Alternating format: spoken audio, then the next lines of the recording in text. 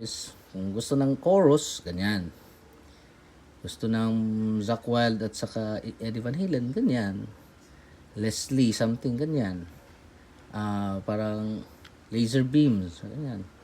O, and then tremolo na, no? Somewhere sa tremolo, andyan na siya. So, ang dami niyang pwede. And dito naman is, dito na side is parang wah, no? Yung soft na wah. Hindi controlled, hindi automatic wah lang na movement. Pwede din siya, no? So, somewhere in the can. So, it's very useful. Yan. Pwede mo i-ganon sa paa. Ito yung paa mo. Tapos, step. Off. Wow, very smooth. Actually, ito mahirap, no? Ito mahirap. Lalo na ito. Ito, pag invento niyan is ang first na ginawa sa kanya is in front of the amp, no? Or before the amp, in between sa amp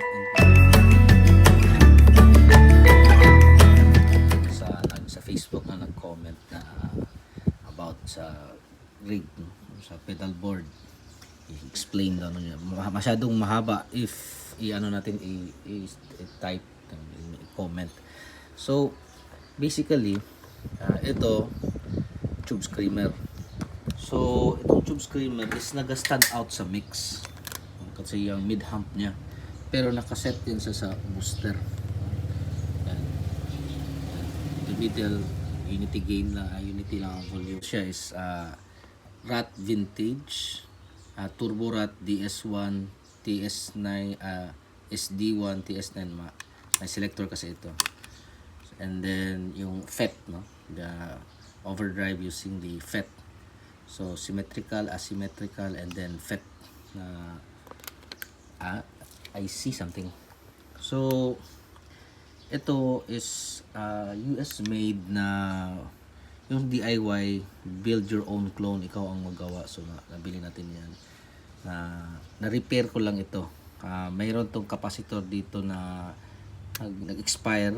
So ni-replace lang natin. Ang capacitor niyan is around 90 plus or 90 plus farad. Pero ginawa nating 100 kasi mahirap maghanap. At ito kailangan yung basic, ito yung basic daw, di ba? Delay. Ito is delay and reverb, kaya may pre-delay yan siya dyan. So delay and reverb.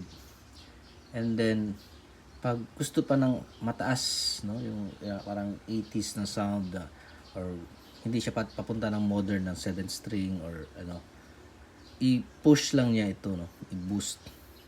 Hindi ko naman sila ma-transfer kasi I don't know, hindi ko feel ang sound, no. So ang kasi yung Rat is may smoothness. Pag i-push siya, mag-level up agad, no, na very clear. And then ito, bakit daw ito nasa unahan? Ang reason ko dyan is pag invento kasi ng MXR, actually MXR's kwento, hindi to script yung yung box, no, yung may ganito na itsura, yung labeling, box format something. Mas mataas ang volume nito kaysa previous, yung 45 as well, and mataas yung range. Pero meron tong sa loob nito na i-adjust kung gusto mong script. Anyways, bakit ito una sa drive, tapos yung time, ang modulation niya, modulation delay, parang gano'n na lang. So bakit nauna daw ito? Ang reason naman yan is nung naimbento ito noong 1970s, direct siya sa amp. Yung saan sinasaksak yung guitar, ito, dito ang guitar, in between siya sa amp. So before the drive, ayan po. Pero ito, okay din ito if after sa drive. Kaya lang nilagay ko yan siya dyan. Yun na, pag-invento niyan is ang first na ginawa sa kanya is in front of the amp, no, or before the amp, in between sa amp and guitar. Ang ginawa is nandito siya para madali lang, very wide yung space dito kasi sometimes gusto mo ng yung mga endings na may wobble, may mga ganun, no, mga tawag dito yung parang tremolo. before ending, i-push siya somewhere here.